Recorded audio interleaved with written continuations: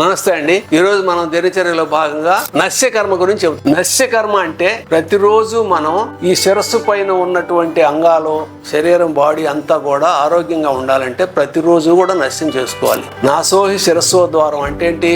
ఈ శిరస్సుకి ప్రధాన ద్వారం ముక్కులు. కాబట్టి ఈ ముక్కులో ప్రతిరోజు ఔషధ ద్రవ్యాలతో 2 చుక్కలు కొన్ని మెడికేటెడ్ ఆయిల్స్ ఉంటాయండి, లేదా ఇంట్లో వాడుకునేటటువంటి నువ్వుల నూనె. దీనివల్ల శిరస్సు పైన వచ్చే జబ్బులు ఏమున్నాయండి? మనకి తలనొప్పి, జలుబు, సైనసైటిస్, గ్రే హెయిరింగ్, తర్వాత బట్టతల, అలాగే గొంతు, మెడ స్టిఫ్నెస్ రావటం, మెదడు జ్ఞాపక శక్తి తగ్గిపోతుంది, ఫిట్స్ వస్తాయి, పెరాలసిస్ వస్తుంది.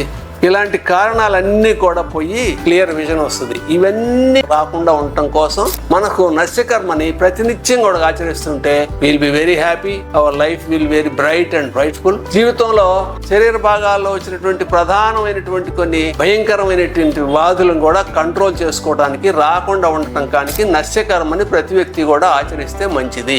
ఆయుర్వేద వైద్యంలో చెప్పినటువంటి నస్యకర్మని ప్రతి వ్యక్తి దినచర్యలో భాగంగా ఆచరిస్తూ తన ఆరోగ్యాన్ని కాపాడుకుంటూ ఉంటారని చెప్పేసి ఆశిస్తున్నాను.